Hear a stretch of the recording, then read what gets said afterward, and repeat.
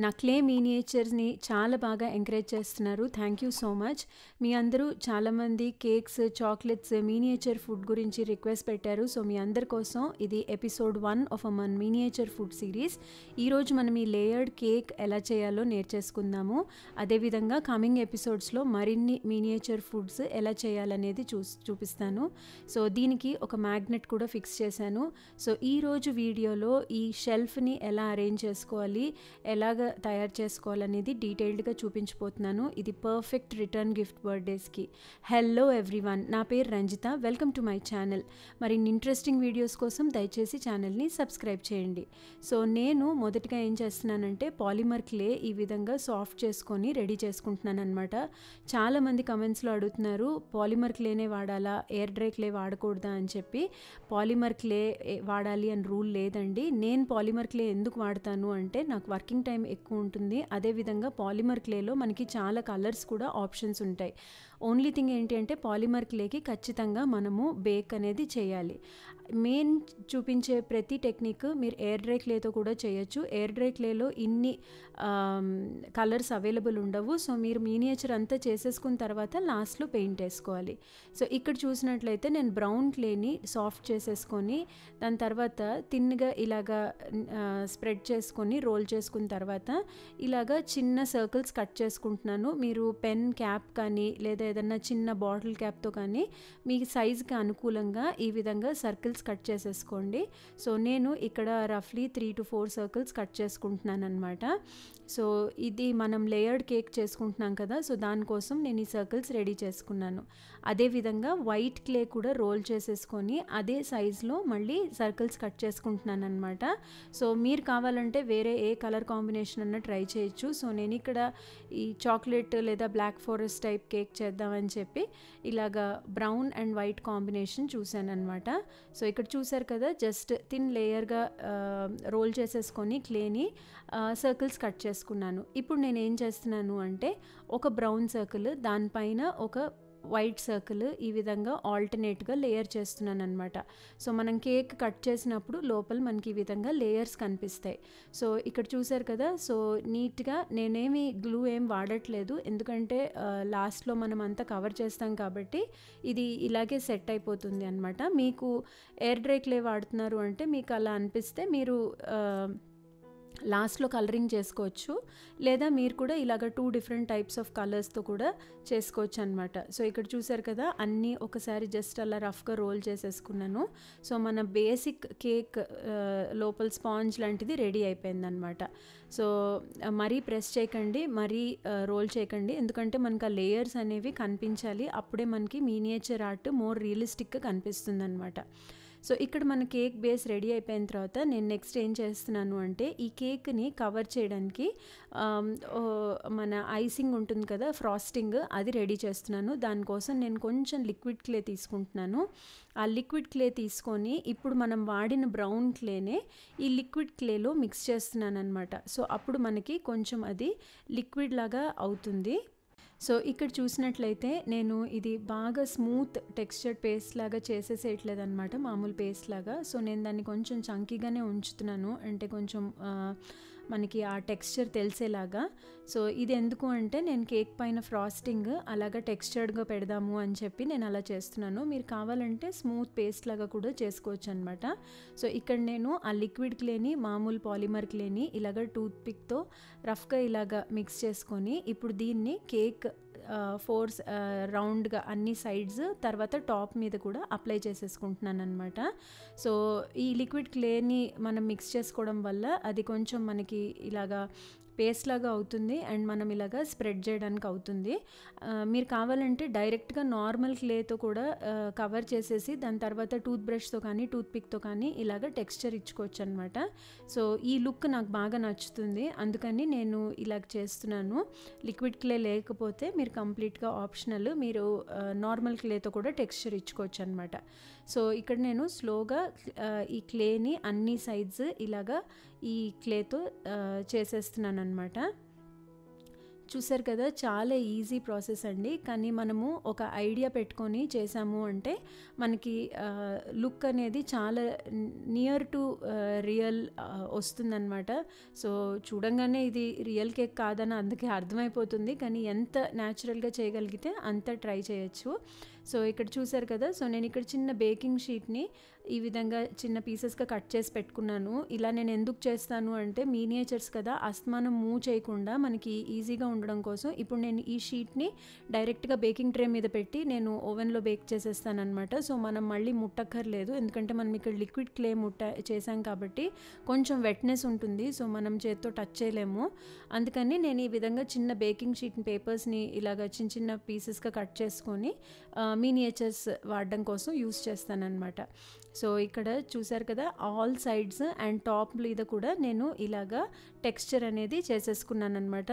మీరు కావాలంటే వేరే కలర్తో కూడా చేసుకోవచ్చు, లేదా 2-3 కలర్స్ మిక్స్ చేసుకొని కూడా చేసుకోవచ్చు. సో డెకరేషన్ అనేది మీ ఇష్టం అండి, నేను జస్ట్ టెక్నిక్ చూపిస్తున్నాను. ఇప్పుడు ఇక్కడ పింక్ క్లేని ఇలాగా సన్నగా రోల్ చేసుకొని దాని తర్వాత వేల్తో ఇలాగా ఫ్లాటెన్ చేసుకుంటున్నాను అనమాట. సో ఇక్కడ నేను రోజెస్ చేస్తున్నాను. చూసారు కదా, చాలా ఈజీ. ఫస్ట్ ఒక ఫ్లాట్ రిబ్బన్ లాగా ఒత్తుకొని దాని తర్వాత దాన్ని ఇలాగా లైట్గా రోల్ చేసుకోవడం అనమాట. మనకి ఒక బుజ్జి రోజ్ అనేది రెడీ అయిపోయింది. సో కేక్ మీద డెకరేషన్ కోసం నేను ఇలాగా రోజెస్ పెడుతున్నాను అనమాట.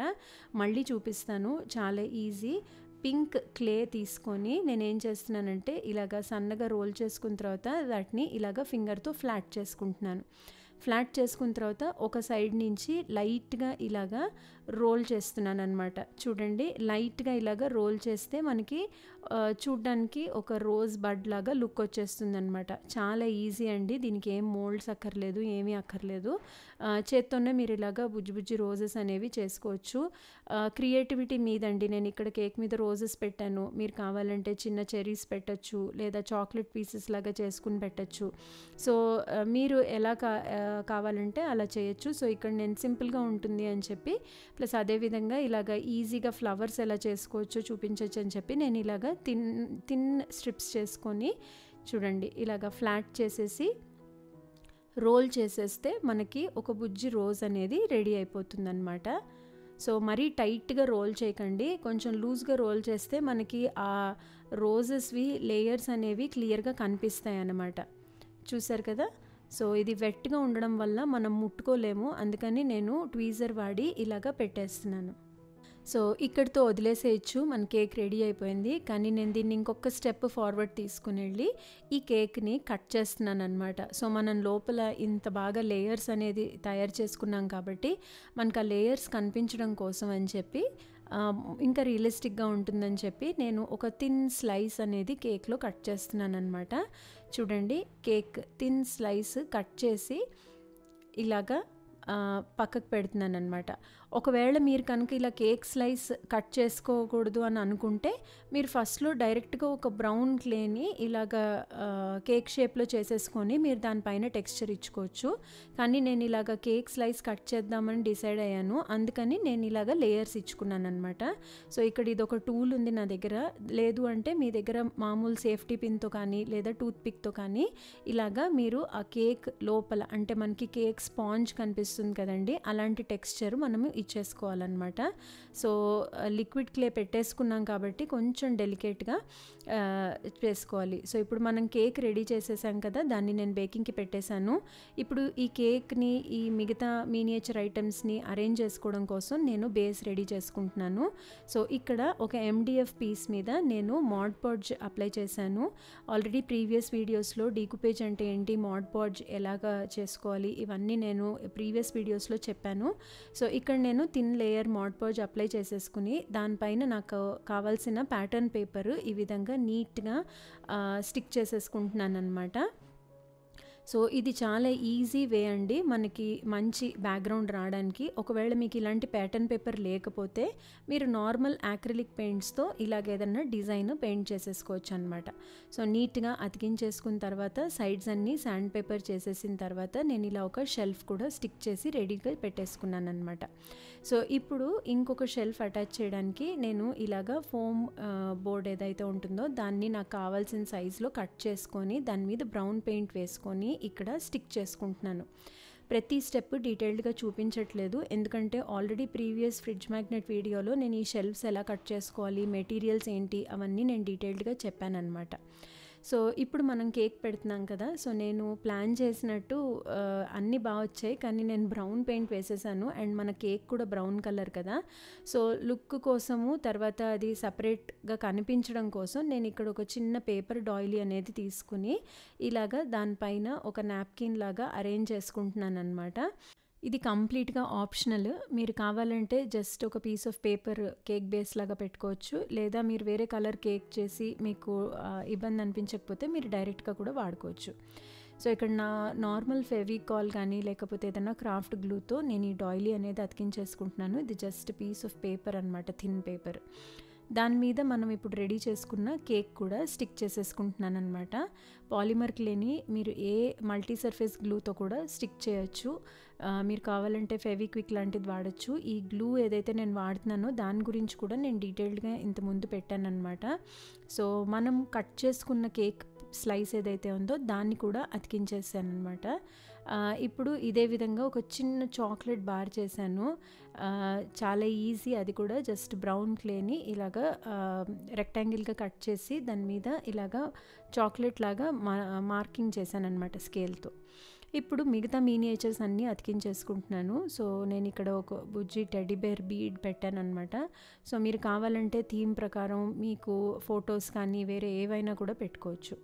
ఇప్పుడు ఇక్కడ చూసినట్లయితే నేను ఈ విధంగా ఒక ప్రింట్అవుట్ తీసుకున్నాను. ఇదేం లేదండి, నేను ఒక నార్మల్ మీరు ఏ సాఫ్ట్వేర్ అయితే వాడుతున్నారంటే వర్డ్ కానీ లేకపోతే ఏదైనా తీసుకొని మీకు కావాలనుకున్న ఇమేజెస్ని రీసైజ్ చేసుకొని దాంట్లో పెట్టేసుకొని వాటిని ఒకేసారి ప్రింట్ చేసుకుంటున్నాను అనమాట. సో ఇక్కడ నేను ఏం చేస్తున్నానంటే ఒక బర్త్డే విష్ ఇమేజ్ని ఇలాగ నేను చిన్నగా మినియేచర్గా చేసేసి దాన్ని హాఫ్కి ఫోల్డ్ చేస్తున్నాను. సో మనకి ఒక చిన్న బర్త్డే కార్డ్ లాగా రెడీ అయిపోయింది అనమాట.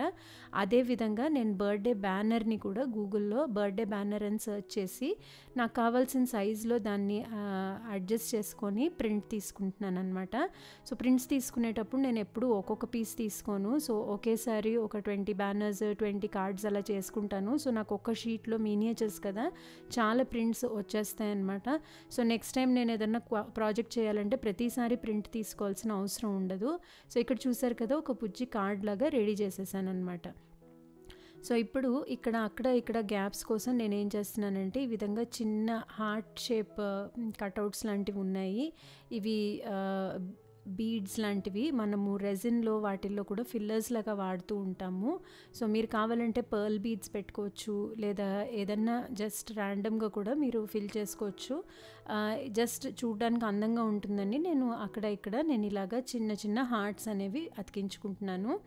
సో ఇప్పుడు నేను ఇందాక చెప్పాను కదా ప్రింట్అవుట్లో బ్యానర్ కట్అవుట్ తీసుకున్నానని, దాన్ని నీట్గా అదే షేప్లో కట్ చేసుకొని నేను ఈ విధంగా దీని మీద అతికించేసుకుంటున్నాను అనమాట. ఒకవేళ మీకు ఇలాంటి ప్రింట్అవుట్ తీసుకోవడం కష్టం అనిపించినా లేదా కుదరకపోయినా మీరు జస్ట్ డిఫరెంట్ కలర్డ్ పేపర్స్ని ఇలా చిన్న చిన్న పీసెస్గా కట్ చేసుకొని దాని మీద హ్యాపీ బర్త్డే అని మీరు వైట్ పెన్తో కానీ లేదా వేరే ఏదైనా పెన్తో చిన్నగా రాసుకొని కూడా మీరు ఇలాగ బ్యానర్ అనేది రెడీ చేసుకోవచ్చు.